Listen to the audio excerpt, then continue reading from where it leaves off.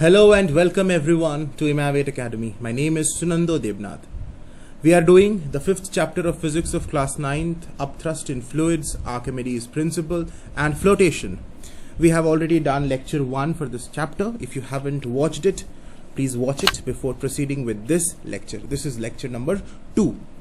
Today we will be discussing a very important topic of this chapter, Archimedes principle, and we will also derive the mathematical proof of this principle. Very important topic. We have a lot of numerical questions from the mathematical equation that we would be getting after the derivation. तो बहुत ध्यान से सुनना. And this is in continuation with the previous lecture. So lecture 1 अगर इस chapter का नहीं देखे हो तो इस lecture को अभी मत देखो. Lecture 2 को तुम्हें नहीं देखना है. Only you watch lecture 2 if you have already watched lecture 1 before this. ठीक है, तो lecture 1 का तुम्हें कहाँ मिलेगा? There is a playlist named this chapter, upthrust in fluids, Archimedes principle and flotation. There is a playlist with the same name as of this chapter. In my playlist section, go over there, you will find lecture 1. So watch it first and then you proceed with this second lecture, right? Let us write the statement for Archimedes principle. I'll then explain you what is this principle. Archimedes principle. Write down the statement. Archimedes principle states that, क्या state करता है? When a body is immersed partially or completely in a liquid,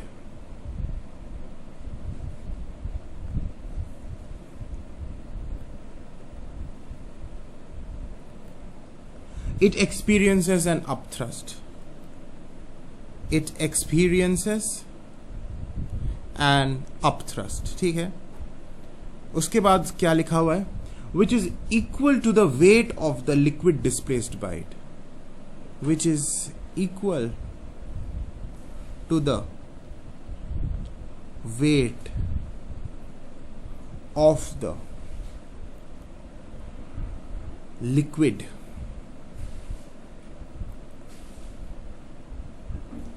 displaced by it. Okay, this is the statement for Archimedes principle. Now read it thoroughly and try to understand the meaning of it. I'll explain you in detail. आप पूरा ध्यान से सुनो. क्या लिखा हुआ है? When a body is immersed partially or completely in a liquid. मेरे पास एक container है. I have kept some liquid in this and I am trying to immerse a body into it. अभी मैंने इस body को completely immerse कर दिया है इस liquid में. So consider this cube as a body which is completely immersed in this liquid. So this body liquid, I mean this block of wood or anything it is, that is experiencing an upthrust. ये तो पता है सबको कि हाँ किसी भी object को हम लिक्विड में इमर्स करेंगे तो ये लिक्विड इस पर अपथ्रस्ट लगाता है. इसमें कोई बड़ी बात नहीं है. तो यहां तक तो क्लियर है that when a body is immersed either partially or completely in a liquid it experiences an upthrust. कोई डाउट नहीं. यस, इस पे अपथ्रस्ट लग रहा है. लेक्चर 1 में तो हमने इसको समझा भी है बहुत डिटेल में. लेकिन यहां पर मजे की बात यह है कि इसमें कितना अपथ्रस्ट लगता है, कितना अपथ्रस्ट लगता है, वो बात की गई है. उन्होंने कहा this body experiences an upthrust and this upthrust is equal to the weight of the liquid displaced by it. काफी मजेदार बात है. The upthrust which this body experiences is equal to the weight of the displaced liquid. मतलब क्या है कि अब इस फिगर को देखो. जब तुमने इस ब्लॉक ऑफ वुड को पानी में नहीं डाला था, say the level of water was this. This was the level of the water or any liquid, doesn't matter, whichever liquid you can take. Archimedes principle holds true for all liquids. ठीक है, जरूरी नहीं है कि water ही होगा. मैं अभी समझा रहा हूं वाटर के एग्जांपल से. So you have water and the level of water is this when you haven't put the body into this liquid. But the moment you have immersed the body into the liquid, then water would rise up, isn't it, to a new level. वो rise up होगा ना, because the space has been occupied by the block, so there would be a rise in level of the liquid. So this L1 and this is the new level L2. ठीक है, तो ये जो water है ना, जितना water rise up हुआ, जिसको हम बोल रहे हैं लिक्विड डिस्प्लेस हुआ, this is the liquid displaced. कितना लिक्विड डिस्प्लेस्ड हुआ? This is the amount of liquid displaced. मतलब जितना राइज अप हुआ, तो जो मैंने शेड किया है उस जगह में जो लिक्विड है, that is the liquid displaced. इस डिस्प्लेस्ड लिक्विड का जो वेट है, इसका जो भी वेट होगा, that weight is equal to the upthrust experienced by this block. तुम्हें विश्वास नहीं होता है तो इसको हम मैथमेटिकली प्रूव करने वाले हैं.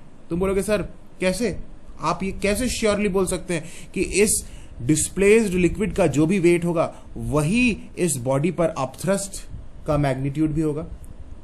मतलब इस डिस्प्लेस्ड लिक्विड का वेट अगर 5 न्यूटन है तो इस बॉडी पर अपथ्रस्ट भी कितना न्यूटन लगा? 5 न्यूटन ही लगा होगा. 5 न्यूटन ही लगा होगा. You should be knowing that weight is also force. ठीक है ना, वेट फोर्स है, उसका यूनिट न्यूटन होता है, ये तो पता ही है. Weight is a force. तो इस डिस्प्लेस्ड लिक्विड का जो भी वेट होगा, से 5 न्यूटन, उतना ही अपथ्रस्ट लगा होगा इस बॉडी पर, which is also 5 Newton. This is what Archimedes principal से. अब हम इसको प्रूव करने वाले हैं, क्योंकि तुम तो विश्वास करने वाले हो नहीं, और विश्वास करना भी नहीं चाहिए बिना प्रूफ का. तो अभी हम इसको प्रूव करेंगे. ये हम मैथमेटिकली प्रूव करेंगे, हालांकि इसको एक्सपेरिमेंटली भी प्रूव किया जा सकता है. We will be proving it mathematically in the video, but it can be even proved experimentally, जो तुम्हारे एक्चुअली लैब में है. प्रैक्टिकल वर्क होता है स्कूल में, प्रैक्टिकल वर्क जिसमें तुम फिजिक्स लैब में जाते हो, वहां पे टीचर तुम्हें एक एक्सपेरिमेंट कराएंगे, and the experiment is experimental verification of Archimedes principal, जहां पर तुम एक्चुअली मेजर करोगे कितना अपथ्रस्ट लगा, जहां पे एक्चुअली मेजर करोगे wait of the displaced liquid, और देखोगे दोनों इक्वल आएगा एक्सपेरिमेंट से. और अभी हम एक्सपेरिमेंटल प्रूफ नहीं करने वाले, हम मैथमेटिकल प्रूफ करने वाले हैं इसी स्टेटमेंट का. ठीक है, तब तुम्हें विश्वास होगा, हाँ सर जो बोल रहे हैं वो सही बोल रहे हैं. अब इसमें क्या बोल रहे हैं? When a body is immersed partially, उसका भी मैं बता दूं, क्योंकि मैंने अभी सिर्फ when a body is immersed completely का बताया है. बात सेम ही है. Suppose you have a container, you have liquid, and a body is not completely immersed. You see this block of would और एनी मटेरियल, कोई भी मटेरियल हो, इस ब्लॉक को हमने पार्शियली इमर्स किया है. तो यहां पर ये जो पार्शियली हमने इमर्स किया है, this is the volume right of the the block which is inside the water. पूरा ब्लॉक को तो हमने पानी में डाला नहीं है, तो जितना हमने पानी में डाला है, ये जो वॉल्यूम होगा, volume of the immersed part, this will be the volume of the displaced liquid. क्योंकि जितना वॉल्यूम पानी के अंदर है ब्लॉक का, उतना ही वॉल्यूम लिक्विड भी डिस्प्लेस होगा. तो मान लो कि ये है वो डिस्प्लेस्ड लिक्विड, नया लेवल जैसे हमने डाला लेवल बढ़ गया. तो इस डिस्प्लेस्ड लिक्विड का जो भी वेट है वही इस पर अपथ्रस्ट भी होगा. This is what I had explain just now. Same ही है, either you immerse it partially or you immerse it completely. बात सेम ही है कि इस पे बॉडी पे अपथ्रस्ट कितना लगेगा, जितना डिस्प्लेस्ड लिक्विड का वेट है. Very easy, simple. Now let us prove it. Optical body.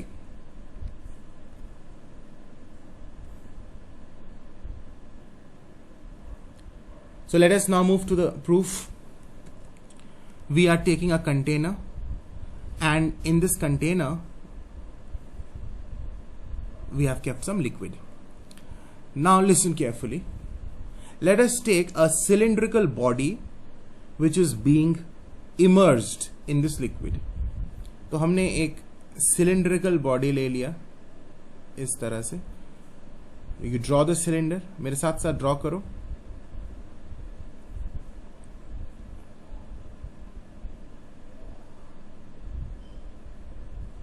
कर लिया. ये एक cylindrical body है, and the cross section of the face of the cylinder is obviously circular. ये तो तुम्हें पता है कि ऊपर से देखोगे तो ये एक सर्कुलर क्रॉस सेक्शन है, नीचे से भी देखोगे तो ये एक सर्कुलर क्रॉस सेक्शन है. तो मान लेते हैं कि ये जो सर्कुलर क्रॉस सेक्शन है, इसका एरिया है A. What is the cross sectional area of the cylindrical body? A. Let us name this cylinder PQRS. You can give any name. I have named it PQRS.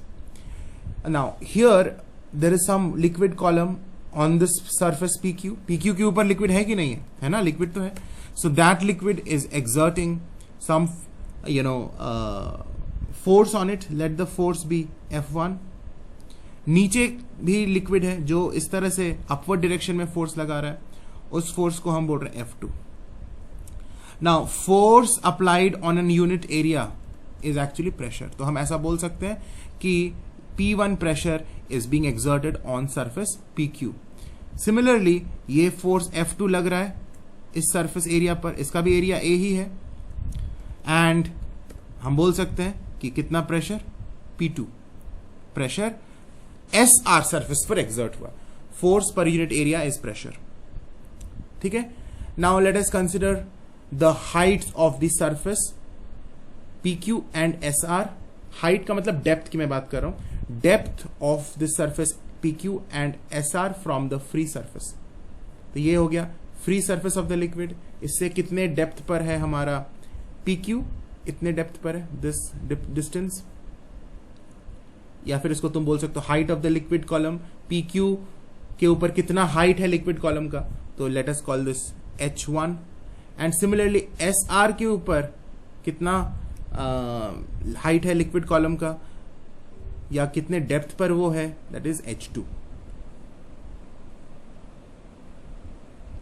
We know that the pressure in a fluid depends on this, depth below the free surface, जिसको हमने H1 H2 से mark किया है.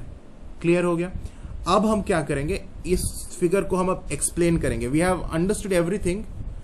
What are the different symbols over here? F1 क्या है, A क्या है, F2 क्या है, P2 क्या है, P1 क्या है, H1 क्या है, H2 क्या है, ये सब हमने लिख तो लिया. But now we are going to write the meanings of the symbols. So consider, ये लिखना जरूरी है.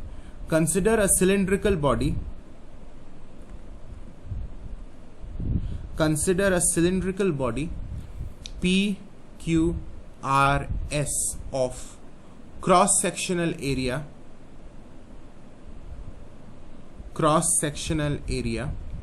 A immersed in a liquid of density rho. तो ये जो लिक्विड है ना, इसकी डेंसिटी कितनी है, रो डेंसिटी है. ये भी हमने मार्क कर लिया. इस लिक्विड की डेंसिटी है rho, and in this liquid we have immersed this cylindrical object. ठीक है, very good. Now let the upper surface PQ, upper surface क्या है, PQ है, अपर सरफेस है ना, वो कितने डेप्थ पर है. Let the upper surface PQ of the body be at a depth H1 depth पर है. क्लियर है फिगर से. And its lower surface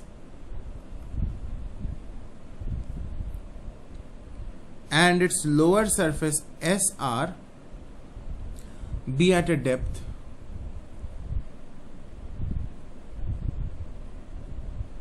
H2 below the free surface of the liquid. Below the free surface of the liquid. Very simple, कुछ भी नहीं है tension वाली बात. Now we are going to measure how much of pressure is exerted at PQ surface. So at surface PQ, इसका हम निकाल रहे हैं प्रेशर एक्सर्टेड, यानी सिंबल हमने उस प्रेशर का क्या दिया, P1. देखो PQ सरफेस पर कितना प्रेशर लग रहा है, P1.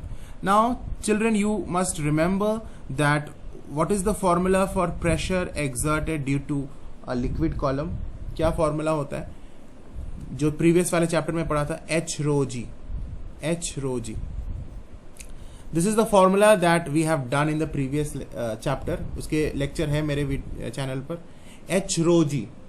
तो प्रेशर इज H, बट कौन सा H, H1. Rho is the density of the liquid, and G is acceleration due to gravity.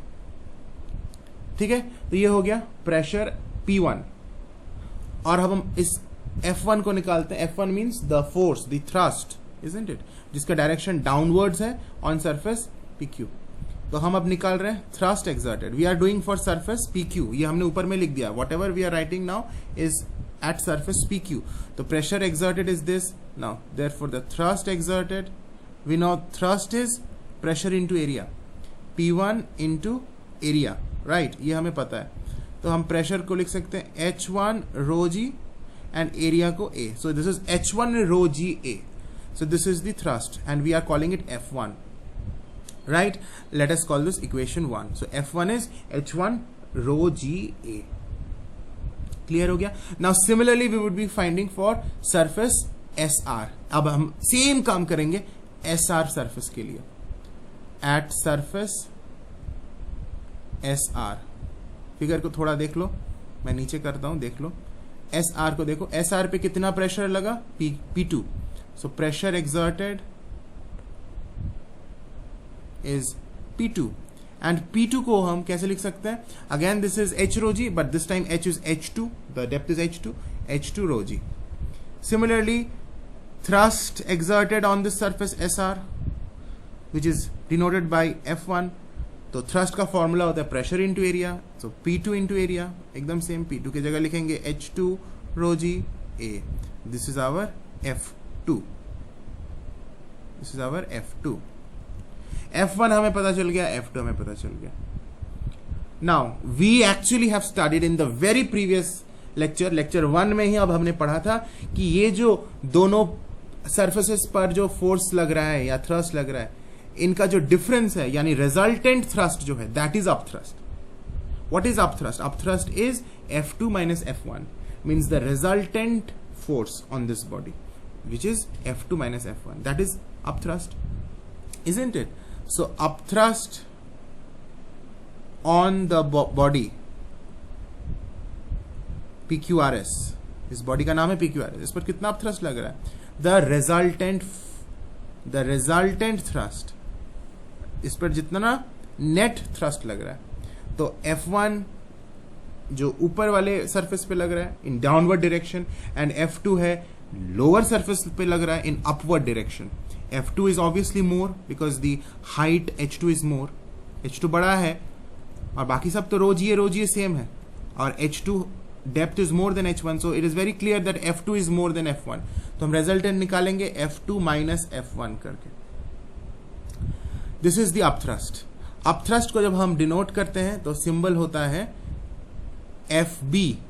The symbol for upthrust is FB. B denotes buoyant force. ये सब हमने lecture 1 में किया था कि upthrust का सिंबल FB है. तो upthrust is now F2 minus F1. ये क्लियर हो गया. अब हम F2 के प्लेस पे लिख सकते हैं H2 rho GA. अभी हमने डिराइव किया कि F2 is H2 rho GA minus F1 के प्लेस पे H1 rho GA. So this is your upthrust, right? H2 minus H1 bracket में रह गया एंड rho GA को हमने कॉमन निकाल लिया. कर सकते हैं, rho GA को हमने कॉमन निकाल लिया.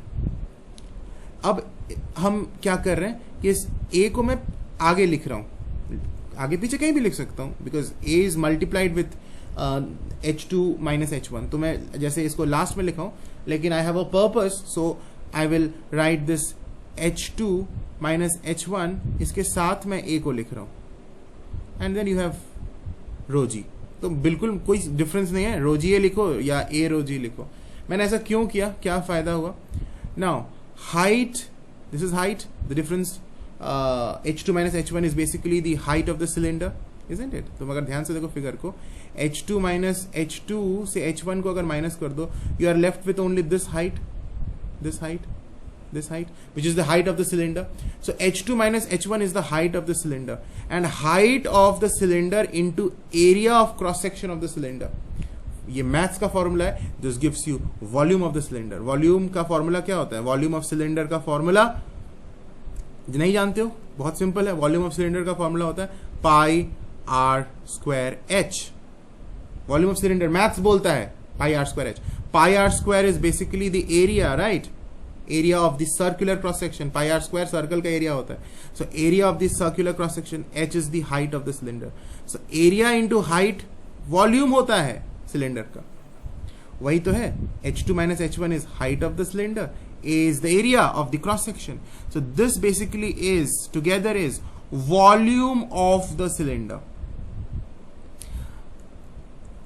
और ये है रो जी, जैसा का तैसा ही रहेगा. तो इसलिए अब हम क्या लिखेंगे, इसको एक्सप्लेन करने के लिए लिख दो इधर, but H2 minus H1 into A is equal to the volume of the cylinder. और यही वॉल्यूम ऑफ द सिलेंडर होगा volume of displaced liquid. Volume of the displaced liquid, क्योंकि जितना बॉडी का वॉल्यूम होता है जो लिक्विड के अंदर गया, उतना ही वॉल्यूम का लिक्विड डिस्प्लेस्ड होगा ना.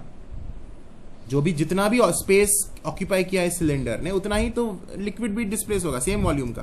सो volume of the cylinder means the volume of the submerged body is actually equal to the volume of displaced liquid. Very simple physics it is. तो हमें इसको हम डिनोट करें V से, इज इक्वल टू V. तो in the next step अब हम क्या करेंगे, हमारा इक्वेशन अब क्या बन गया, FB मतलब this upthrust is basically A तो गायब हो गया बिकॉज A तो ये पूरा V बन गया, V rho G. Now this is a very important formula that you have got. इसका तुम्हें यूज बहुत न्यूमेरिकल्स में होगा कि upthrust is V rho G and don't confuse it with H rho G. जब हम pressure inside a fluid column निकालते हैं, प्रेशर इनसाइड अ लिक्विड, तब pressure is H rho G, जो हमने प्रीवियस चैप्टर में पढ़ा था, जिसका यूज भी हमने यहाँ पे किया था प्रेशर निकालने के लिए, H रो G. लेकिन अपथ्रस्ट का फॉर्मूला होता है V रो G. दोनों में कंफ्यूज मत करना. Pressure in a fluid is H rho G and upthrust due to the fluid on a body is V rho G. तो ये तो अपथ्रस्ट का फॉर्मूला निकल गया, लेकिन हमें अब ये प्रूव करना है कि this upthrust is equal to the weight of the displaced liquid. अब हम कैसे करेंगे ना, वॉल्यूम इनटू डेंसिटी. ध्यान से देखो ये फॉर्मूला क्या है, V is volume of the displaced liquid. अगर हम इसको V को ठीक से लिखे तो दिस V इज, इसको अगर हम मीनिंग के साथ लिखे, this is volume of displaced liquid, isn't it? जितना लिक्विड डिस्प्लेस हुआ उसका वॉल्यूम. रो क्या है, density of liquid, and G is acceleration due to gravity. ये तो सिंपल है. क्लास 6 में पढ़े होगे कि volume into density is mass. कैसे? क्लास 6 में नहीं पढ़े थे? Density is mass per unit volume, class 6 में. तो हम लिख सकते हैं ना, mass is density into volume, density multiplied with volume is mass. यहां पे तो वही है, density of liquid multiplied with volume of the displaced liquid. तो this is actually the mass of the displaced liquid. ये पूरा इन दोनों को हम एक साथ में लिख सकते हैं, mass of the displaced liquid. Mass of the displaced liquid, जितना लिक्विड डिस्प्लेस हुआ उसका मास, और उसके साथ मल्टीप्लाइड किया गया एक्सेलरेशन ड्यू टू ग्रेविटी. आ गया, we have almost done it. Mass को हम m से डिनोट कर रहे हैं और इस एक्सेलरेशन ड्यू टू ग्रेविटी को g से डिनोट कर रहे हैं. mg क्या होता है भाई साहब? जब से फिजिक्स पढ़ना स्टार्ट किए होगे, ये तुम्हें पता होगा कि फोर्स ma होता है, और जब हम वेट के टर्म्स में बात करें, फोर्स इज अ वेट, तो वेट इज a को हम g कर देते हैं, weight is mg. Chapter number 2 में भी पढ़े होगे, weight of a body is mass into acceleration into gravity, और तो mg ही है. That means this mg is actually weight. किसका वेट? डिस्प्लेस्ड लिक्विड का, क्योंकि हम किसका मास लिए हैं? डिस्प्लेस्ड लिक्विड का. So this is weight of displaced liquid. This is upthrust, FB is upthrust. आ गया ना, प्रूव हो गया ना. So upthrust is nothing but weight of the displaced liquid. बहुत बहुत इंपॉर्टेंट कॉन्सेप्ट है, इस पर बेस्ड क्वेश्चंस आते हैं.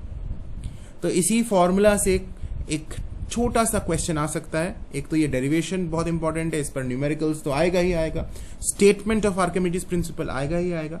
इसके साथ साथ एक छोटा सा पॉइंट हम इस पर टॉपिक इस पर बन सकता है, वो है फैक्टर्स अफेक्टिंग द अपथ्रस्ट. कौन कौन से फैक्टर्स अपथ्रस्ट को अफेक्ट करते हैं? तो यहां से क्लियरली दिख रहा है, अपथ्रस्ट का फॉर्मूला से ही दिख रहा है कि अपथ्रस्ट का ये फॉर्मूला है वी रो जी, क्लियरली दिख रहा है। V डिपेंड करता है, रो डिपेंड करता है, G भी डिपेंड करता है, G पर भी डिपेंड करता है, but we don't write it, mainly depends on this because G is the constant, almost constant in all places of the earth. तो हम G को नहीं लिखते, इन दोनों फैक्टर्स का नाम लिखते हैं। V means volume of the liquid displaced, या फिर ऐसा बोल सकते हैं volume of the body which is submerged in the liquid. जितना बॉडी का पार्ट लिक्विड में सबमर्ज्ड है, that is V, isn't it? उतना ही ना लिक्विड डिस्प्लेस भी होगा, that is V। And this rho means density of the liquid. इसी को हम लिख देते हैं number 1, which is the factor? Volume of the body submerged in the liquid. And second, the density of the liquid